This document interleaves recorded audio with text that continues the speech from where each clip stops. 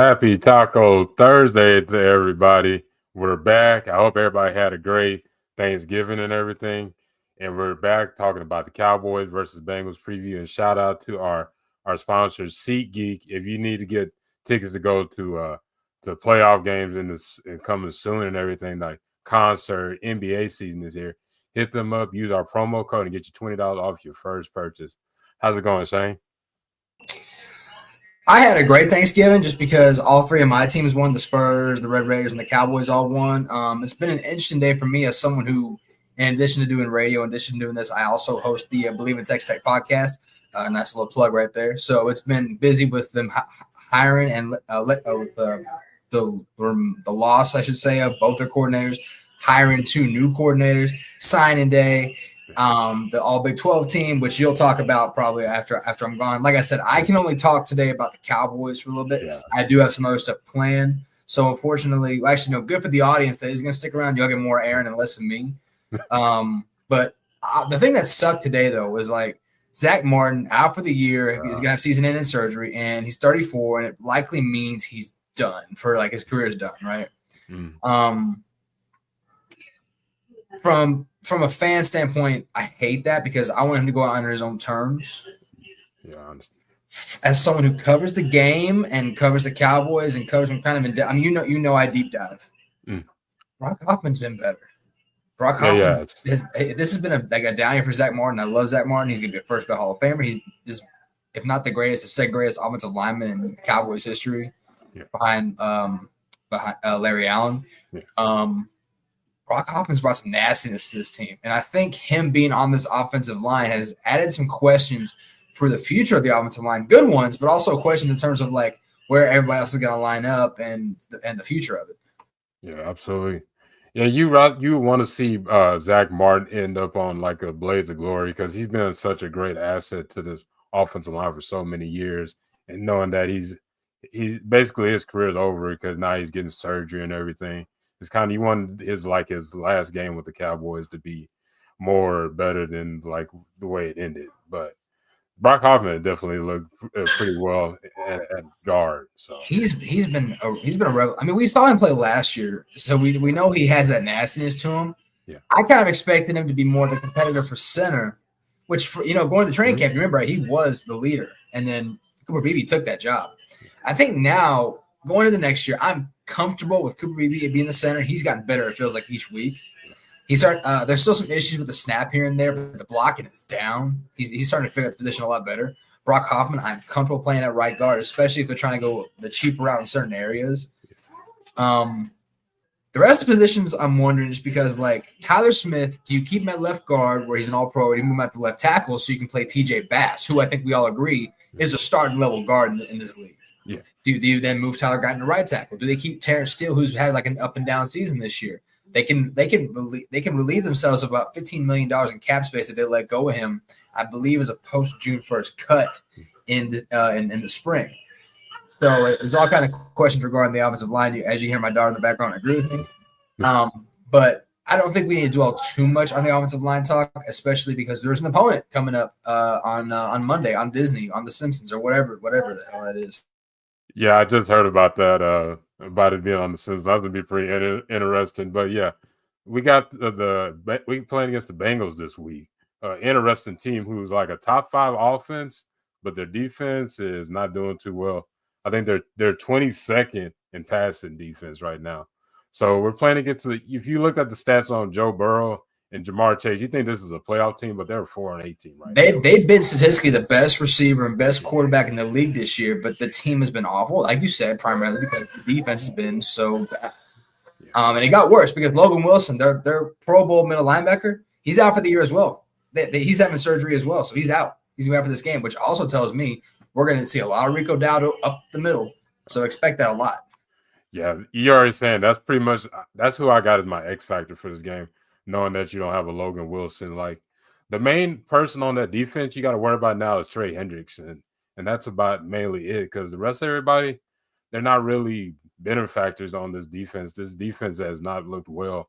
And I think to take out to even minimize Trey Hendrickson, you could do some double team blocks or utilizing your tight end just to get him out of the game much as possible. But outside of that, I think they could handle against this defense. It's just like we can go back. This offense is the biggest worry you got to worry about on the Bengals. And with Trey Hendrickson, the issue there is like because the Cowboys, they're not really sure who's going to play left tackle because I'm not sure Guyton's going to play. We saw a report earlier from Todd Archer that if he can't go, it'll be Chuma Edoga. Austin Richards has been dealing with an injury, even though I thought he looked pretty good in the snaps he's had.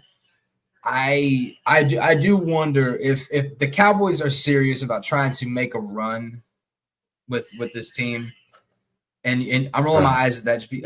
You know where I'm at. My mind is focused on the future.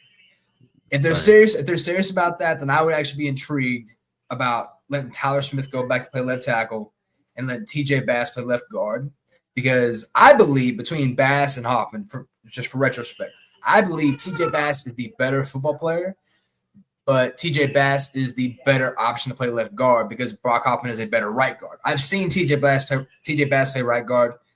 He's had some issues, whereas Brock Hoffman looks comfortable. TJ Bass looks way better at left guard. The only thing we hadn't been able to see Hoffman and Bass play is because they've had guys like Tyler Smith and Zach Martin in front of them, so that's kind of gotten in their way. I would be interested to see them do that, especially if they're really committed to moving this team forward this year, still trying to make that push. Yeah. Just because I think that would technically give them the best chance to win. Yeah. You're definitely seeing that youth movement when it comes to this offensive line as well. But I know you're short on time. But who's your X factor? Who do you got for the X factor in this game? Well, it's going to depend on who's healthy. Just because, I think Jake Ferguson is going to be back for this game. I expect whoever the primary tight end to be the X factor because Cooper Rush has relied heavily on the tight end position. We've seen a lot of Luke Schoonmaker, who I think a lot of people are making a bigger deal out of what it is. He's getting more looks and looking better because he's needed to play more. Yeah. Brevin Spann-Ford has taken over that tight end 2 role in Jake Ferguson's absence. But Jake, I think, is still, when healthy, the more reliable tight end. And a lot of people are saying, he's having a down year. The offense is having a down year overall. Yeah, so we can't put that all entirely on him. Jake Ferguson, if everything is clicking right, is one of the better tight ends in the NFC at the very least. So I think if they get him back this week, then I would look for him, especially against a Bengals secondary that is very, very given to the tight end position. Yeah, it's definitely be a tight end friendly game.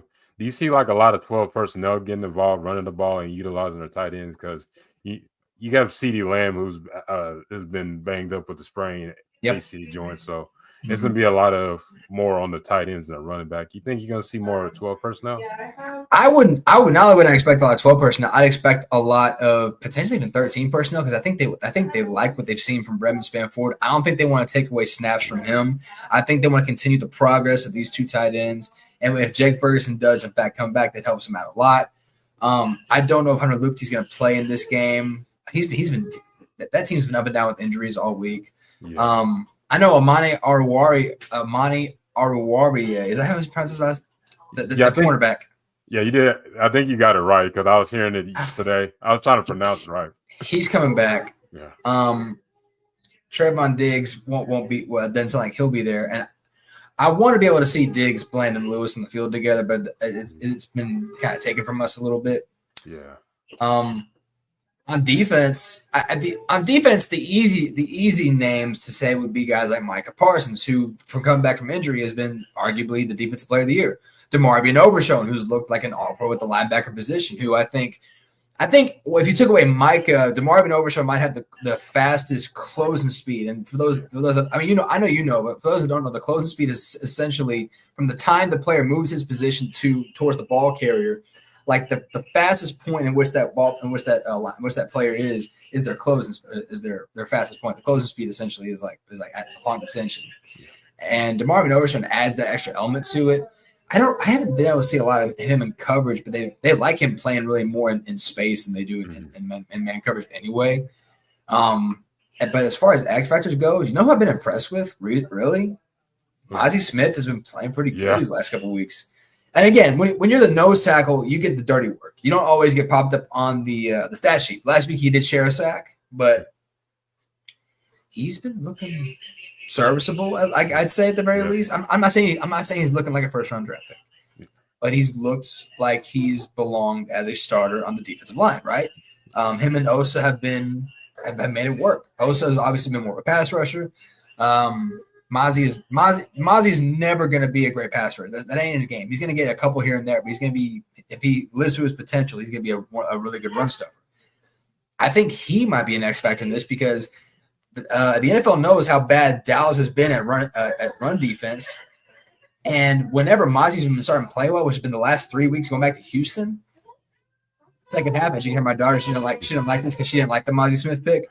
I think that's going to be determined. If Mozzie can continue his progression, then that could really factor in this game. If he goes back to his old ways, then Cincinnati's going to use a lot of Chase Brown and those guys to try and move the ball on the ground.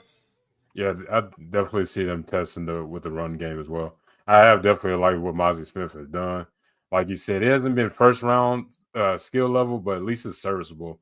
When it comes to the one tech at this point, we just want a serviceable one tech just to plug in those holes and everything and help out the linebackers. And Mozzie Smith has been doing that for the past 3 weeks. Hopefully it stays like that and continues to go on because the roller coaster stuff and you're a first round pick, it's got to stop. You just got to be solid at least. Yeah, and listen, I appreciate you understanding me coming on for a short term, but I think that's enough of the Cowboys. I think people want to hear more about your Texas Longhorns and where they go from here after their big win against the Aggies. I'll see y'all later. Hey, appreciate you, Shane. All right, see you. So we are going to be talking about the Texas Longhorns for a little bit before I let y'all go. Let me see. I'm over here struggling. I do not want that screen. Excuse me, y'all. Oh, I'm over here really struggling. Oh, hold up. Man, hold up. My apologies, y'all. I got it. Let me discard this. We're going to do it from right. Okay, we're just going to do it right here. So, before I let you go, let's get into talking about the Texas Longhorns versus the A&M. It was a tight game. It started off a little bit bumpy and everything. Let's just be honest. It was kind of like, it was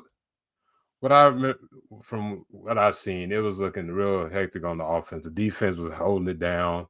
It started off with miscommunication on the offense. The defense was holding it down. You kept this team to 7 points. We're talking about A&M, your arch rival. I know most of the players were in elementary school when this happened, but it's a rival.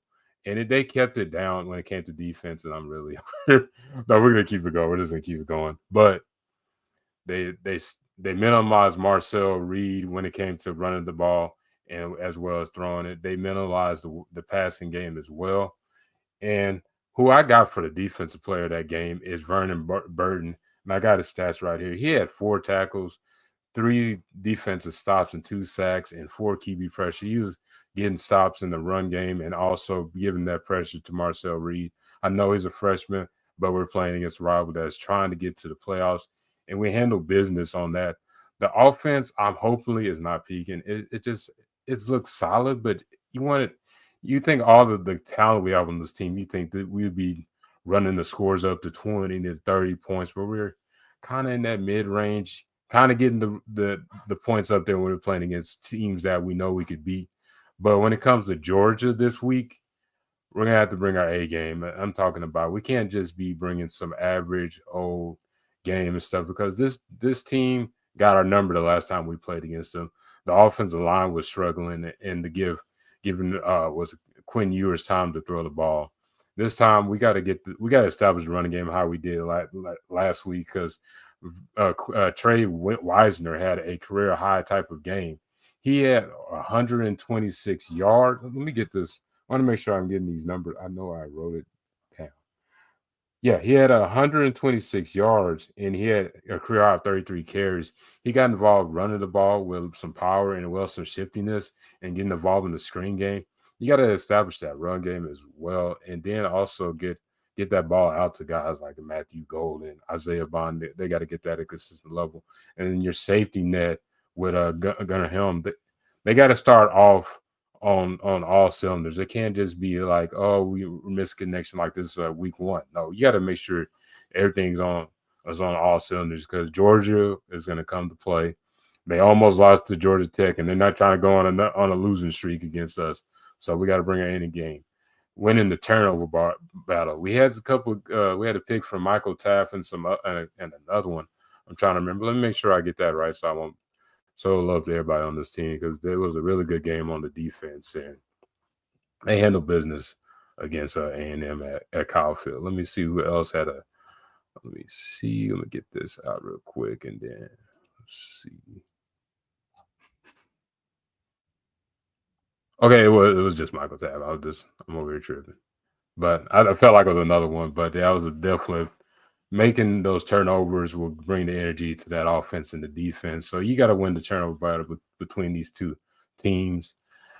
I see the Texas winning this game and going to the playoffs. I think they're not going to go 0-2 against Georgia. This is our year to be able to have the opportunity to go to the championship. Not saying the championship because it's too early, but I think Texas definitely can win this game. I don't have a score. Let me say I have a score in mind. We'll say 28-21. Texas Longhorns win the game, and that's all we got for tonight. I hope y'all have a great one. I appreciate Shane for coming through. I know that for a short moment, appreciate him with discussing a little bit about the Cowboys versus Bengals. And we'll see y'all next Thursday. I hope y'all have a great one. Peace.